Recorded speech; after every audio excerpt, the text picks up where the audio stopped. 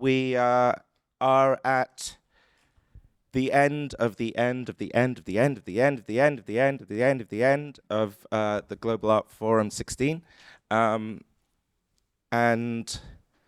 I thought it would be kind of interesting and maybe even counterintuitive, given so much justifiable, necessary attention that we've paid over the last 2 days on, things like technology, on frontiers of almost incomprehensible change, to stop and think and speak with and about place. And there were two people that I really wanted to do this with, and so I'm extremely happy that they agreed. And I believe it's the first time that Skye and Sumayya are in conversation together. And so yeah, I would like to introduce briefly Skye Arundhati Thomas, who is a writer based in Goa, between Goa and Mumbai, who over the last few years has become something of a household name, particularly if you read the London Review of Books, for her dispatches from and about what's been happening in Indian society and in Indian politics over the last few years. And I know we're going to get into that more deeply. And also, additionally to that, she became co-editor of a very notable London-based literary cultural journal called The White Review. And I'd like to talk about that as well shortly. We also then have Sumayya Vally, who many of you will be familiar with, an architect, and that word is very important to Sumayya, and which is interesting because I think lots of people like myself who studied architecture for a number of decades sort of wriggled out of the term and have an allergic reaction to it. But Sumayya is very adamant about laying ownership to that term. She is in addition to being an architect, she was the architect of the Serpentine Pavilion in 2021. In my opinion, one of the most beautiful and intelligent of the various iterations over the last 20-odd years, which interestingly began with Zaha Hadid back in 2001. And more recently, Sumayya has been the artistic director as part of a team at the inaugural Islamic Arts Biennale in Jeddah, which is still on now. Where is Aya here, by the way? Who told me yesterday that how many weeks has it been open now? Like 6 weeks, something like that. In 6 weeks, already 200,000 people have visited. I believe there were 13,500 people on the first day. So, and partly, not only, but partly, I guess this is because of where it is, and we're going to talk about that as well. And so, just regarding this sort of question of place, I wrote down a few things. So as the tectonic plates of globalization shift again, what can we predict about the present from Asia and Africa's perspectives? And, when I think about the word place, this and the first connotation has something actually to do with my particular architectural education, where we read a lot of late Heidegger, for example, something like Poetry, Language, and Thought. And there's a whole sort of cosmology which at its most toxic would have played a very big role in the formation of kind of Nazi mythology, the notion of blood and soil, for example. But there's also a way in which Heidegger would refer to interchangeably land and place as a kind of riposte against an over-technologization of a kind of industrialized man. Jump forward a number of decades, of course, place is anything but something defined by four walls and a roof. Facebook famously set out to become the new kind of public square, thinking back to things like the Agora and the Forum from ancient Greece and ancient Rome. And now we clearly live in a time of sort of, for those who can enjoy such luxuries, a kind of post-sovereign state citizenship where place is really perhaps a kind of Ethereum or Bitcoin or crypto wallet address, and a set of airline ticket codes that allow one to move seamlessly. And somebody like Vitalik Buterin, who's considered the one of the major co-founders of Ethereum, very much lives according to this model, right?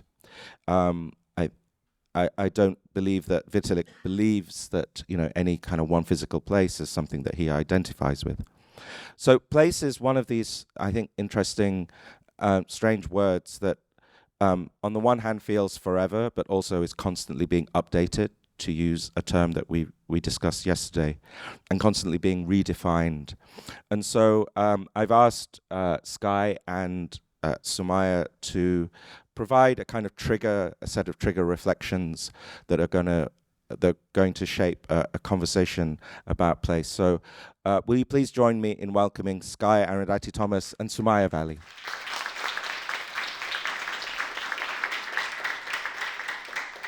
So Skye, if I could ask you first. Cool. Hi. So thank you, Shumon, for having me. I'm Skye. I'm a writer and also an editor, as Shumon mentioned. I guess I live in India, and I've been writing these political dispatches, as Shumon mentioned. And in a certain way, I've been writing place, or trying to embody a kind of writing that stays very, very rooted to one set of politics, but through that kind of develops a larger perspective.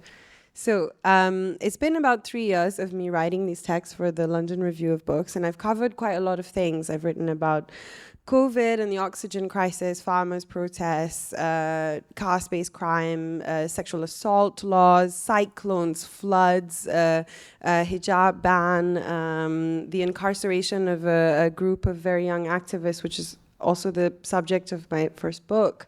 And in order to write these pieces, I kind of find myself sitting very often in total and complete chaos, because that kind of seems to define what it means to live in India right now.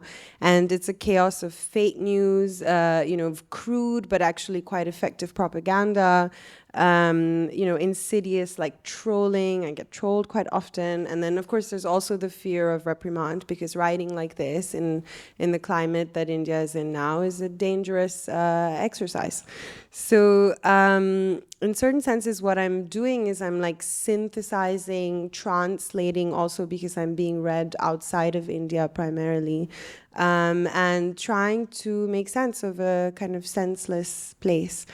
And I thought what I could do to show you, rather than just tell you what I get up to, is maybe break down one of the pieces that I've worked on. And so the one I chose is on the heat waves, the heat wave that happened last year in the summer in May, where the temperatures hit like 49 degrees, and infrastructure started failing, and there was a fuel crisis.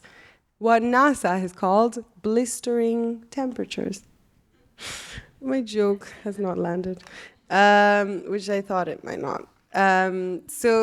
Blistering temperatures, which is also a very heavy-handed metaphor to describe what it means to live in India today under blistering temperatures.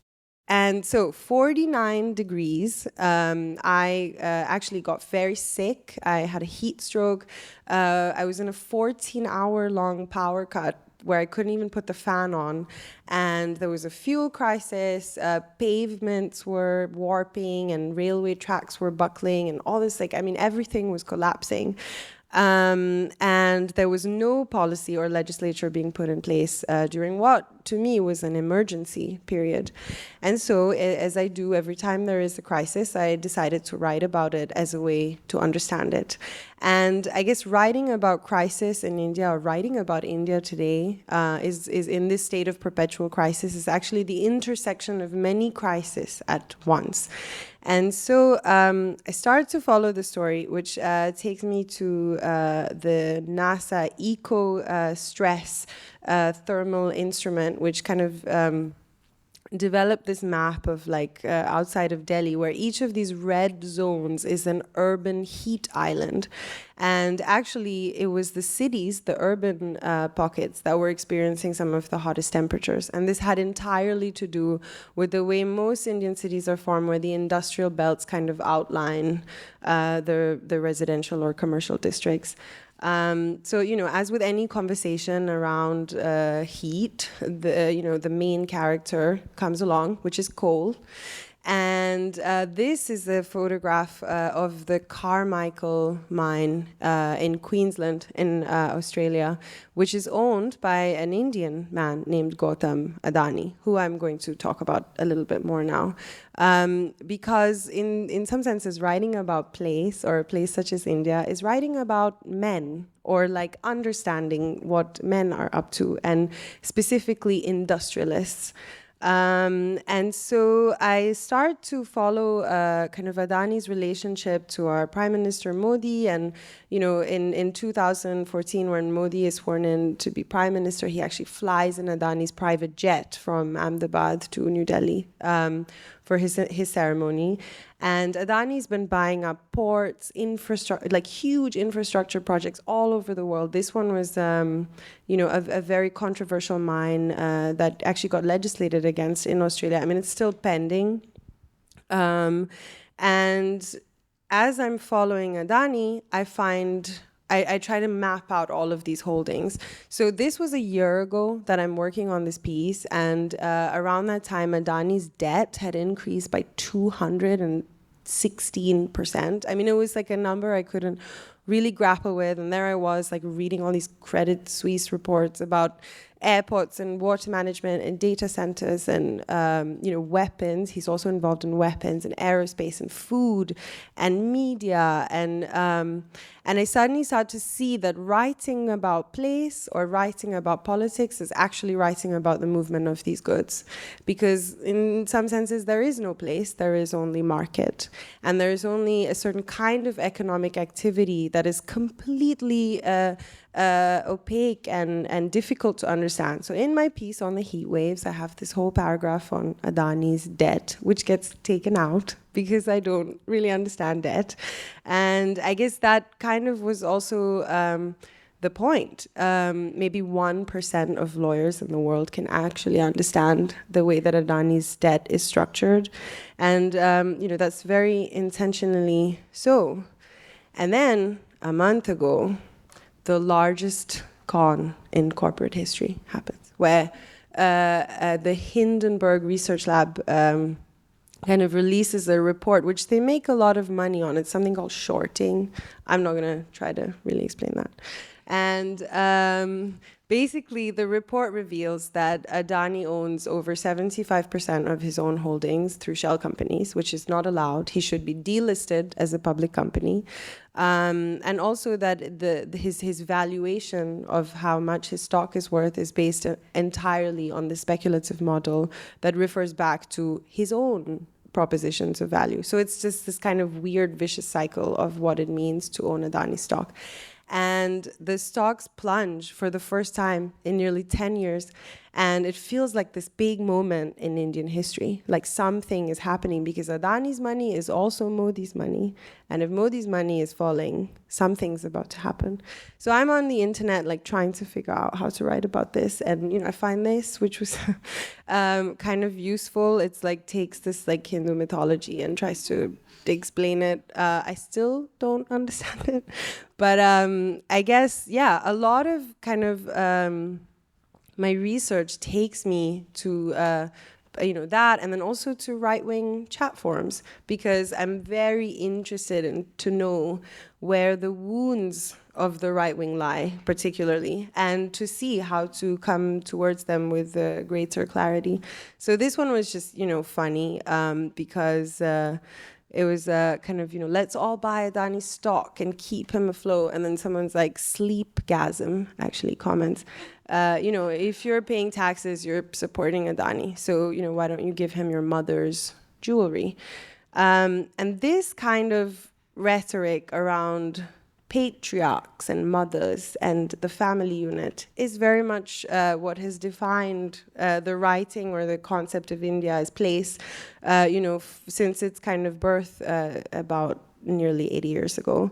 And so I kind of want to end on this this logo of Ambuja Cement, which is is an Adani holding, and actually it was the stock that was doing the being bought up the most rapidly after Adani stock fell. So it was like in the news all the time. And this kind of beefy, burly, like sharp-jawed patriarch is holding up a dam in a logo that was actually designed in the 80s, which seemed to encapsulate what the modernization project of India really was that concrete and cement and this kind of modern nation building project. And Corbusier's like, very perfectly planned grid-like city in the north of India it was going to be our future. And industry was the thing that was going to mobilize it. And so, as my heat wave journey showed me, actually industry is the thing that is undoing the nation state itself.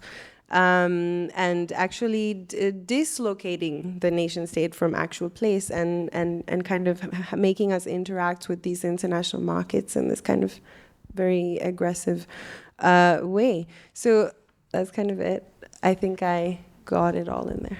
Thank you.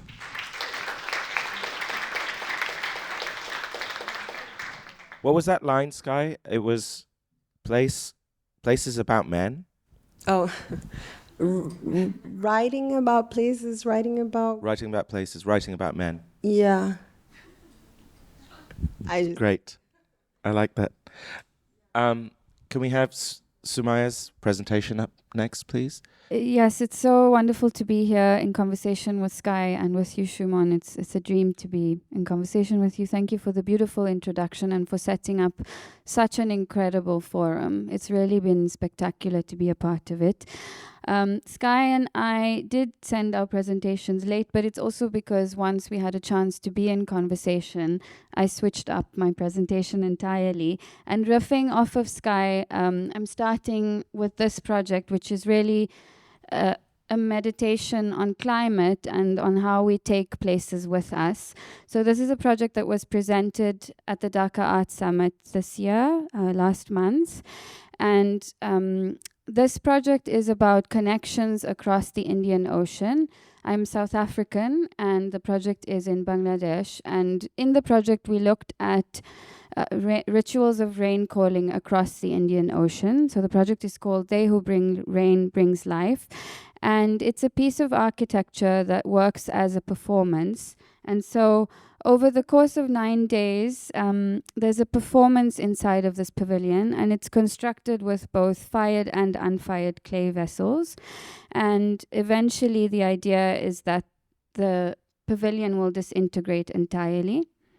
And for me, architecture is really a condensation of so many forces. It's also a condensation physically of Earth, but as we know and talk about often, it's a condensation of politics, it's a condensation of ideologies. it really is about so many forces coming together. And in the process of making this project, I had the opportunity to work with ceramicists in a village in Dhaka, but I also had the opportunity to work with traditional readings from South Africa and with people, young people from the university who are working on becoming sound designers with rudimentary objects.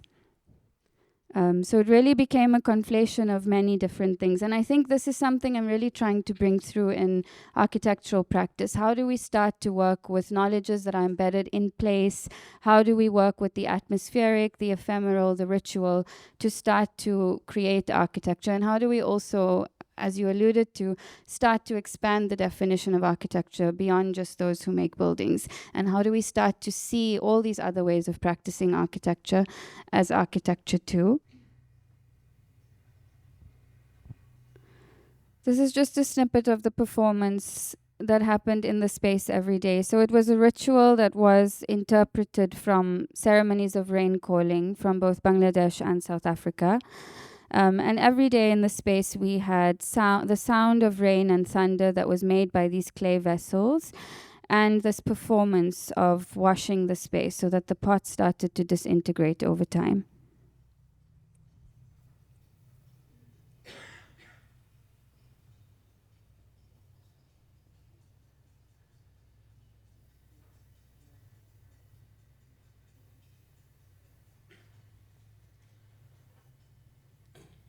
Talk about who made these pots, where they were made, and etc. So they were made in a ceramics village just outside of Dhaka.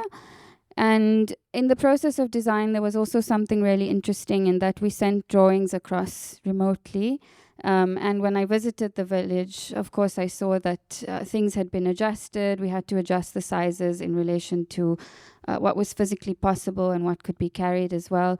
And we also, because part of the clay vessels are unfired, we had the ceramicists on site making them right before the opening. And I think that there's something, for me, there was an incredible learning as an architect to be situated in a place and to be working with vernacular forms of making that come from that place on various scales, from the scale of working with the ceramics as a building material, but also on the scale of working with what's possible with the sound designers and the energy that they brought to the work as well. Quick question. The plan of your Serpentine Pavilion was circular. Yes. This is circular. Yes. Is this a pattern? No. No. It's just two. Just two? Yes. But if there's one more, then I think we can legitimately claim I think you a have an obsession. circle, like a square, is a very generous form in that it does allow for gathering, in that it's uniform across all sides. So it doesn't set up a hierarchy in the way that, or in the ways that, dare I say it, perhaps many modernist structures would. And yes, it is a pure form, but there is also, I think there's lots of references to architectures that are fractal and vernacular forms as well that really do work with the circular form as a form of intelligence. So I'm not averse to the pattern, but I also do enjoy many other forms as well. Just reflecting on some of the themes that came out of that project, and I think also work across my practice more broadly. I'm really interested in how we carry place with us and how we take place with us. And when I was approached to be the artistic director of the first Islamic Arts Biennale, this is something that I thought about deeply. And Islamic arts as we know it and as we've come to know of it has a very loaded definition that is from outside of the faith. It comes from 17th century France, and it oscillates between being defined through style or geography or chronology. And these definitions are often very aesthetic and have very little or have lost definition around the ritual practice, around the ways of being that come with Islam, around the philosophies that come from the faith and from the practice. And I started to think deeply about what it means to carry Islam inside of us and how this can manifest creatively. And that started with thinking about the site. This is a postcard from Malcolm X, as you can see, and he's reflecting on the influence that being in Mecca and in Jeddah had on his life and on his politics. And I think that this is something, so Saudi Arabia is perceived as a place that is very, or has been very isolated, but it's also important to remember that for millennia, it's been a place that's completely connected to the world because of Islam and because of our relationships to pilgrimage. And the site of the Biennale itself, and I was also on the project when the team was working on selecting the site, we were all very excited about this site. It's the functioning Hajj terminal airport, so it's where pilgrims land when they first land in Jeddah. And when I first visited the site professionally, I was really flooded with memories of being here as a 14-year-old pilgrim, as a 14-year-old Haji, and seeing the entire world come together and gather underneath this canopy. Seeing food from around the world, hearing accents from around the world, seeing people lead each other in prayer, really understanding that this structure is a gathering place for the world, and also understanding that it has an immense significance for people the world over. For people in Jeddah, these places used to be places where people went to welcome pilgrims historically. And for people who have been here, it's a site that's completely loaded and imbued with memory. For people who haven't been here and are of the faith, it's also a site of aspiration. And this idea of a gathering space for the entire world is something that we really wanted to bring into the project. So the theme for the Biennale is called Awwal Bayt. Awwal Bayt means first house, and in two parts it reflects on the centrality of Mecca and the centrality of the Kaaba in our rituals. But it also reflects on the idea that this has always been a region of gathering, and it's really thinking about the concept of hijrah or migration from, medieval times. These are artifacts curated by archaeologist curator Dr. Sada Rashid, and they are from the Darb Zubaydah Road, which is the largest pilgrim road ever constructed. It's a collection of objects that really tells the story of people who have traded on this road, and the story of cultural production. Places of gathering are also nexus for people to trade, for language to be exchanged, for food and other forces to become part of each other's cultures. And this is, reflected throughout the Biennale.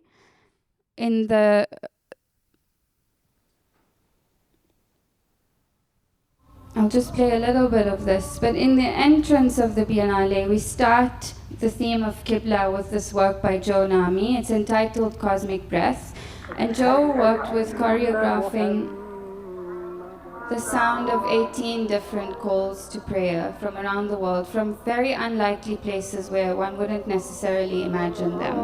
From a parking lot, a chip shop, a gas station, and these are from all over the world, from as far as Japan to Durban in South Africa.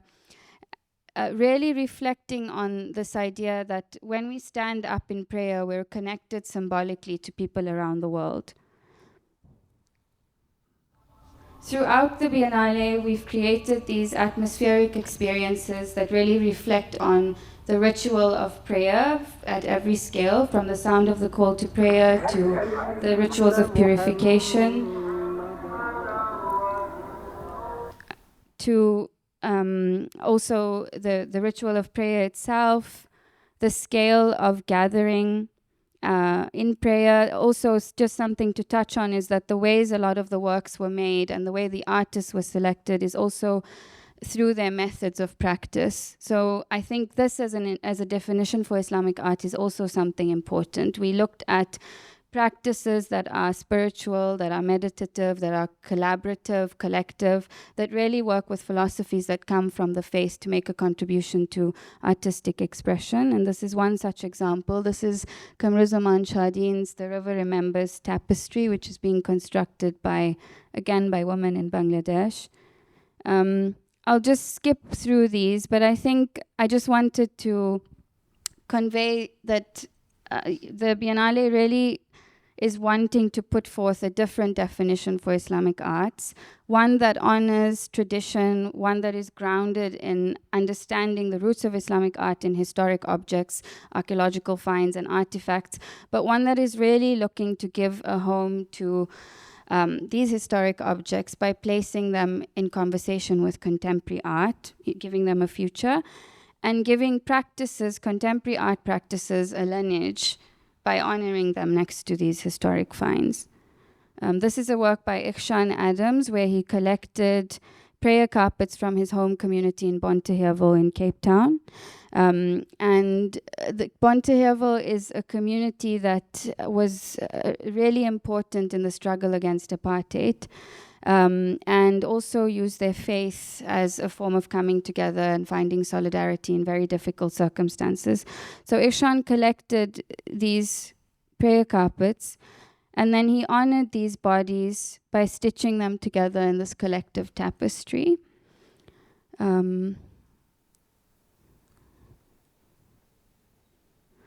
Again, another work from South Africa by Harun Gunsali. I won't go through these. I just want to give everyone a sense of the atmosphere of the Biennale.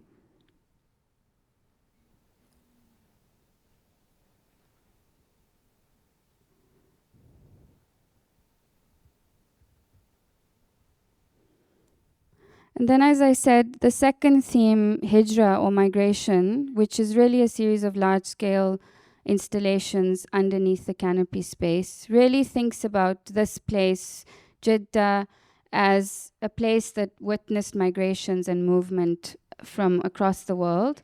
And the works that we have underneath the canopy reflect on how we construct belonging and construct home, no matter where we are in the world, and what these forces are that organize gathering. So what are the ingredients and the infrastructures of gathering? And another thing I wanted to mention very briefly is that all of these works outdoors are generous. So the artists allowed for interaction to happen, and many of them were briefed to allow for a generosity in the form. So the idea is that they're going to be activated over the life of the Biennale with performances, with panel discussions, with various forms of activation. We've also seen that prayer is a huge part of the activation in the Biennale as well.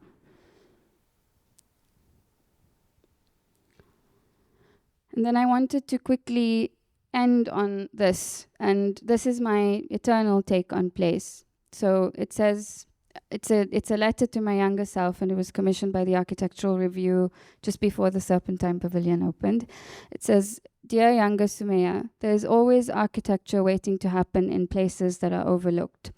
You will soon fall in love with gold, kitsch, supernatural ideas, with very strange and everyday things, a disco church on wheels in the inner city, the performance of a ritual gathering on a patch of felt grass of a traffic island next to a highway, the rhythms and space of an Ethiopian coffee ceremony, the smell before a high-felt thunderstorm, the choreography of Fordsburg on a Friday before, during, and after prayer time, the specific color spectrum of a Mindam sunset, the tenacity of indigenous plants and indigenous ceremonies and practices, all the magic that is Joburg. There is another canon here.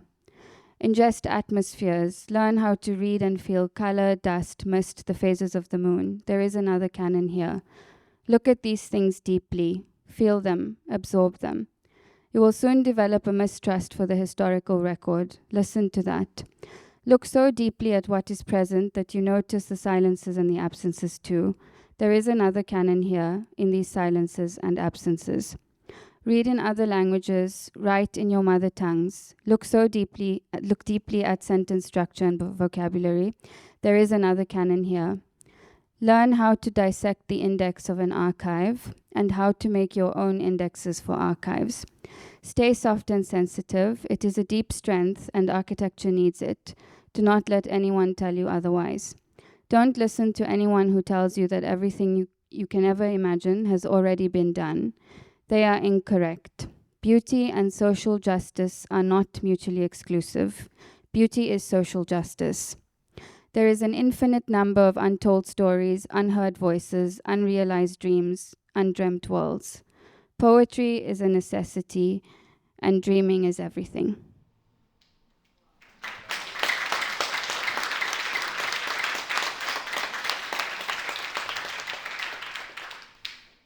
Thank you. Thank you both Skye and Sumayya. I'll open it up shortly if you have questions. But Sumayya, I just wanted to, it was there implied, but I'd like to make it more explicit, the connection between the Jeddah project, well, the setting, the place, and Bangladesh, which is Fazlur Khan. And so I had the pleasure and privilege of attending the opening of the Biennale a few weeks ago, and this terminal, this Hajj terminal, where it's taking place, it's a breathtaking piece of architecture, but also technically kind of engineering. And the person that was very instrumental in this is an engineer who I think really ought to be known a lot better than he is, who's called Fazlur Khan, who was born in 1929, at the time in British Imperial India, but which would later, certainly after 47 and then after 71, be known as Bangladesh. And Fazlur Khan was a kind of pioneer who then went to Chicago and studied at IIT, at the school that Mies van der Rohe established, and then went to work for one of the most famous progeny of that school, which is SOM, Skidmore, Owens, Merrill, and was, along with Gordon Bunshaft, who was one of the also very notable partners at SOM at the time, the authors of this incredible, and you showed that progressive architecture cover. But could you just say something about how you think, Fazlur Khan's interpretation of this kind of a space that was going to contain, at that point, from my readings, in the mid-70s, they expected about 500,000 people to come for Hajj, which is still a huge number, no? And so at the very beginning, they assumed they were going to create an enclosed terminal, but just to air condition that was a logistical, technical, but also financial impossibility, which then led to this kind of open, porous structure, which was the largest tensile structure, opened in 1981, won the Aga Khan Award in 83. But yeah, could you say something about, because there is a sense of reverence, of ritual in the structure itself, and whilst it's not full of, these kind of ham-fisted Orientalist motifs in that sense. No, there's nothing pastiche or literal about it. But in a way, it does seem to evoke an entire history of Islamic kind of iconography. It does in the patterning, but I think there's also something in the energy and the presence of the way it's designed. And you alluded to it in that it was originally designed for 500,000 people, but it's obviously witnessed many, many more over such a long period of time. And I think that what that speaks to is a kind of generosity in the way that he thought about the structure. As you said, it's very unconventional for an airport to have been designed in that way, for people to literally wait in that open space for hours and hours without a duty-free store. And I think that generosity, that spirit of allowing people to be able to gather and understanding what the structure would be for, that these people would be coming from all over the world. They would be having the sense of anticipation about the next step, and they would be waiting there for incredibly long periods of time. To be able to facilitate that so generously in the engineering, in terms of how it's ventilated, but spatially also in terms of how it allows for that kind of gathering. I'm very interested in that definition of Islamic art. And yes, I agree. I think in the repetition, in the squares and circles that are present in the patterning, there's also a beauty in a very abstract way that alludes to a kind of Islamic iconography. But I think also the energy and the sentiment that to create this generous gathering space was the aim. For me, that is something I think that comes from the faith, and something that he understood also because he was Muslim. And was there anything intimidating about being given this historically significant, architecturally significant, devastatingly beautiful setting? No? Was it intimidating at all? Yes, it absolutely was. And I think I really wanted to be able to somehow honor that gesture of generosity that he made. And I think the artists who have been invited to contribute have really interpreted that theme of generosity, as I said, in ways beyond my own imagination. So I think I really think the artists have responded in that energy. But it was absolutely intimidating. Just the sheer scale of it, I think, is crazy. And I also think that when visitors visited now, they also, and this is all credit to the Biennale Foundation, they don't necessarily realize that the entire structure of buildings and the infrastructure to allow the Biennale to run was constructed in the space of a few months. And that project was incredibly intimidating to think about. Skye, I wanted to ask you about you mentioned at the beginning that most of the readership of your LRB dispatches are outside of India, potentially Western centric, etc., etc. Sumayya said rightfully that so much of what we consider to be Islamic arts or Islamic aesthetics is actually a kind of Orientalist invention by Western French or German scholars, etc., etc.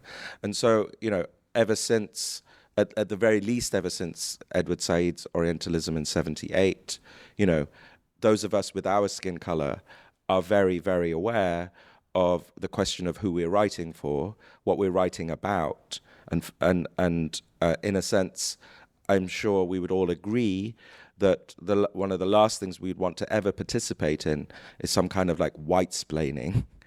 But how do you get around that, knowing that, in a sense, what you're doing is translating this incredibly volatile and complex cartography, politics, society, religion, ideology, history, for an audience that is outside?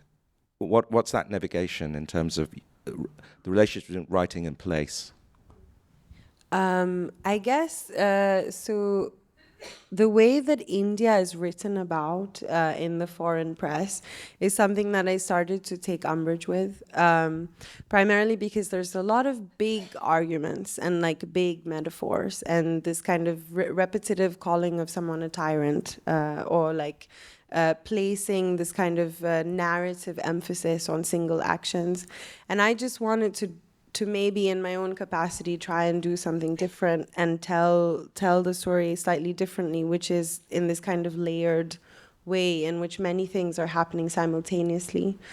And in a certain way, it was to try and represent and almost like uneasy, like a represent something that is not easily representable in with some kind of clarity and precision and without relying on these kind of big gestures.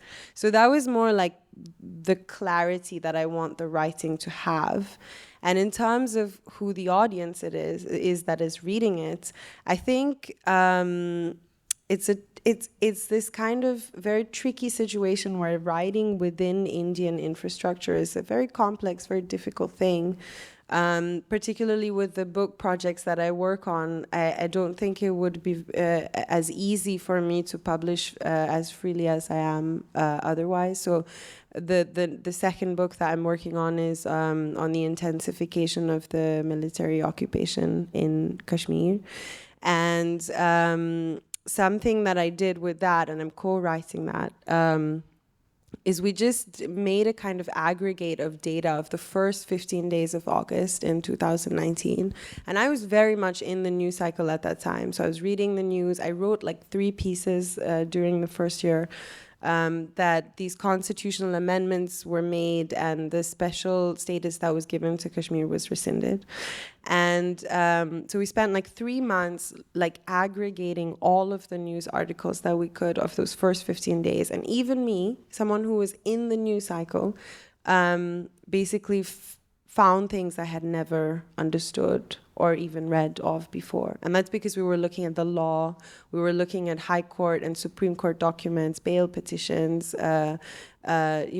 judgments, also news articles, also right-wing Twitter. Like, it's a kind of aggregate of all of the information and a synthesizing of it. So in some senses, yes, it's I'm writing for the LRB, but also in another way, the translation that I'm doing is slightly more specific also, which is like sitting in this like very chaotic atmosphere and trying to write with a certain clarity and trying to write with a certain distillation. And even, even as I'm doing it, finding the gaps in my own knowledge constantly.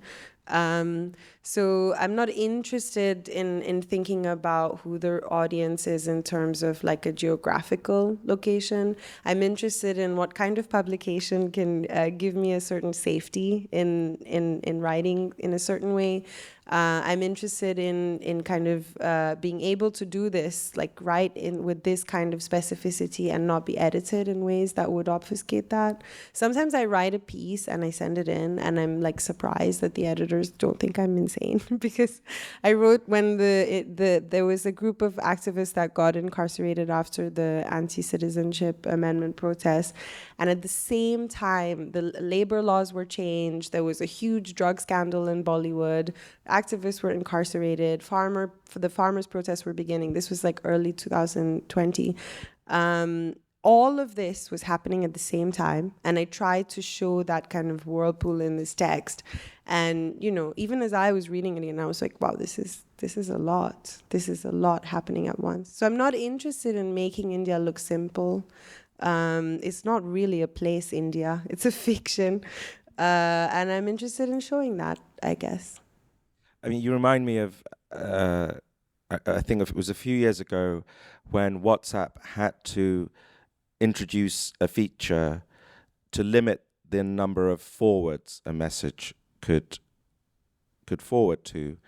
And specifically, that came from India, because the way in which information, but particular disinformation, would spread with a single message that's then sent out to 1,000 people, those 1,000 sent, etc., etc. There's like wildfire of disinformation, which then can lead to extremely immediate kind of physical acts of violence, of rioting, of pogroms, etc., etc. And I find it very fascinating that it was India, the Indian situation and the scale at which that WhatsApp, we were obviously previous session we were talking about media, legacy media, new media, etc., etc. India is such a basic case study of how formal or legacy media is a kind of, it's ornamental at best compared to the sort of subterranean vectors of information and disinformation. So Sumayya, I just wanted to ask you something quite personal, because I believe that your family, you grew up in South Africa, obviously Joburg, but the family, heritage-wise, is from India. Is that right?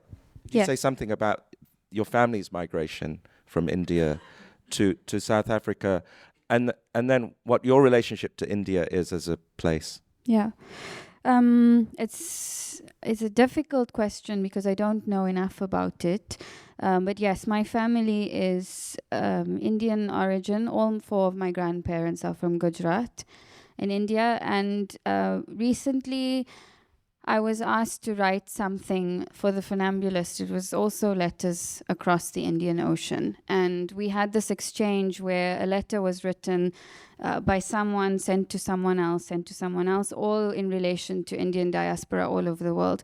I received a really beautiful letter that described this very intricate love story of who came from where and how various people moved across the Indian Ocean in order for this person to be where they were. And in response, I was at home at the time, it was Ramadan. I knew the answer already because I'd asked this before, but I asked my mother why my grandfather came from India. And she said, you know, we don't know. He was 6 years old. His parents sent him alone on a boat from India to Cape Town, South Africa. It must have been very difficult because there was apartheid in South Africa at the time, so things in India must have been really bad for his family to send him over. And I asked her, yes, I know, you know, for a better life, but, you know, what else beyond that? Did he ask his family? And she told me, we didn't think to ask him that. And there's also something in that I am the first generation with the luxury of asking these questions. I think there's something to reckon with just in that alone. But yes, all four of my grandparents are from India. My grandfather came to Cape Town when he was 6 years old, and he worked. When he was a teenager, he went back to India. I believe he fetched all his brothers, married my grandmother, and the rest is history. And I think this is also a very common story for my community in South Africa, where people came for a better life as tradespeople. Skye's family is also from South Africa, I believe, connected to indentured labor, if I'm not mistaken. Yeah. My grandmother is actually South African. Well, her mother came over on an indenture boat. And actually, we kind of didn't know her family history at all. It was this like totem that was being passed around. Her and her siblings, they don't actually talk about the first 15 years of their childhood. There's like these kind of stories, but there's something about the dogs and the snakes and there's never a tangible like tale there. And it was when she had to reapply for her OCI card during the pandemic, actually, that my aunt found a set of documents that included her mother's end of indenture contract papers. And she was 40 years old when she was, I guess, relieved of her contract. So our understanding is that our grandmother and her siblings grew up in whatever conditions it was that she was working in. And yeah, my grandmother is the only one of her siblings that actually came back to India. So everyone else is kind of in South Africa, some are in Australia. So for them, India is like a totem in the imagination, whereas for us, South Africa is one. So, yeah. But also just on the subject of India, I grew up in a community called Lodium in South Africa, which is an apartheid designated area for Indians only.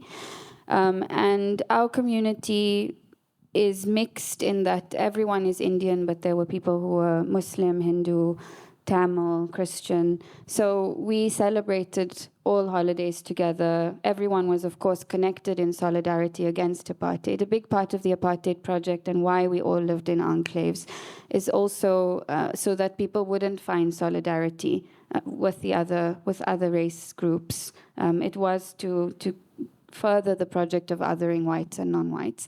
But amongst Indians, regardless of Muslim, Hindu, all the divisions, we had a very connected community life.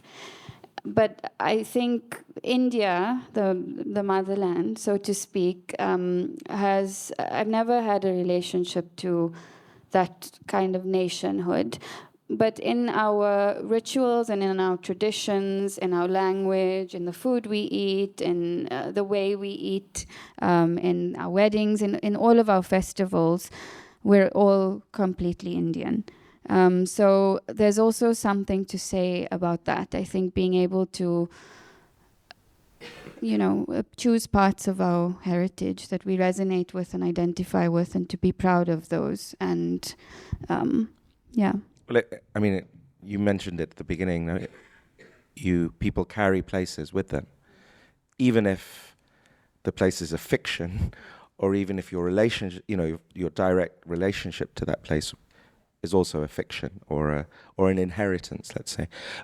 We're running out of time, but I will take a burning question.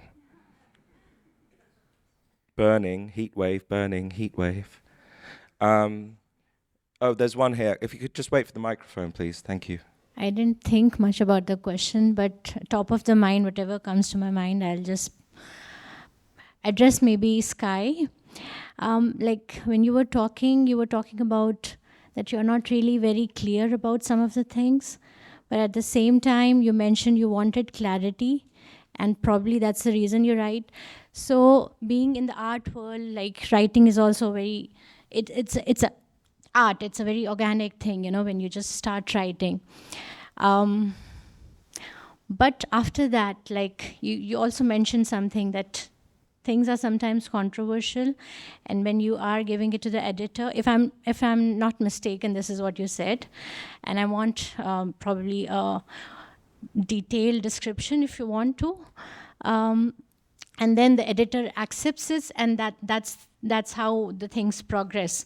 But I just want to ask you, like, kind of you paused on your own writings, and did you see the other side of things as well before forming let's say, a tentative or permanent opinion about things? This is probably kind of organic question I just came up with, top of the mind. Yeah, I mean, I guess the one thing that I really like to foreground at all times, which I think most people that write or reflect or make work about India should also do, is that there is a lot that we don't know. And that is the kind of constant state of being. It's impossible to have a grasp and handle over such complexity and intricacy, and also like historical and contemporary overlaps. I was specifically referring to my difficulty in understanding international markets also, which is kind of what makes them so interesting, is that, there is this kind of opacity to writing about finance that is only understood by those that are trained in it, and also the law. Like, I spend a lot of time reading the law too. I'm kind of trying to go into these jargonistic fields that use language in very specific ways and try and kind of understand them as documents or records or also historical pieces of information. I think like a high court judgment is a historical document.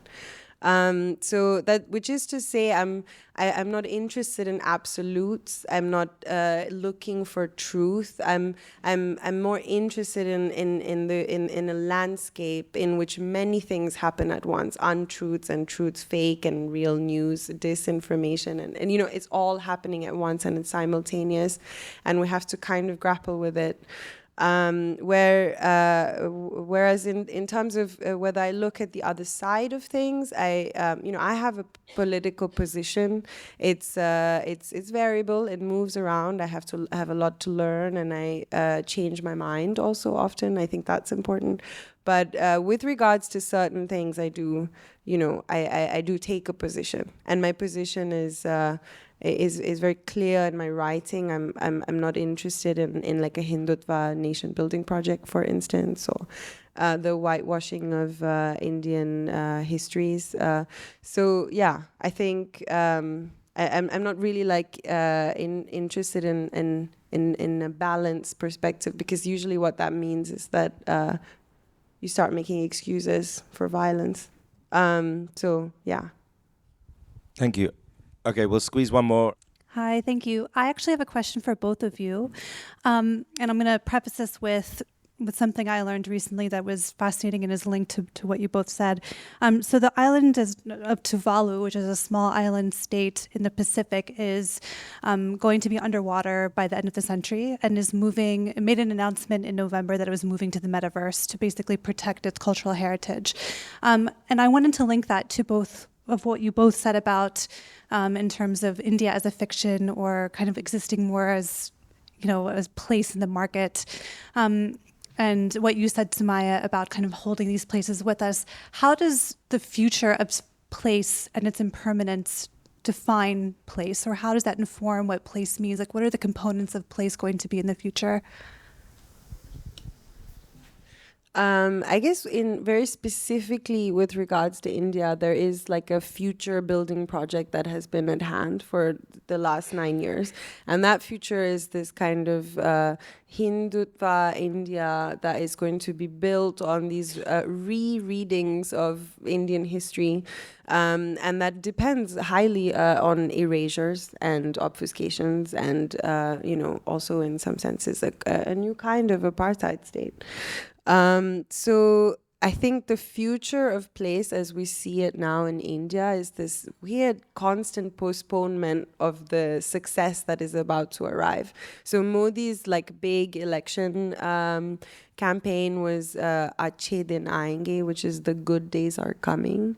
And this kind of constant like postponement of the moment at which we reach economic liberation, or at the moment at which those dams that this man is holding are going to liberate us, is yet to arrive, and yet we move towards it. So actually the promise of the future excuses a lot of the kind of violence of the present. And so I think in order for India at least to reckon with its contemporary, what its like literal manifestation as a nation state is today, deflecting to a future is a very dangerous exercise. So I guess in some ways I'm not interested in the future, but also I'm completely preoccupied by it.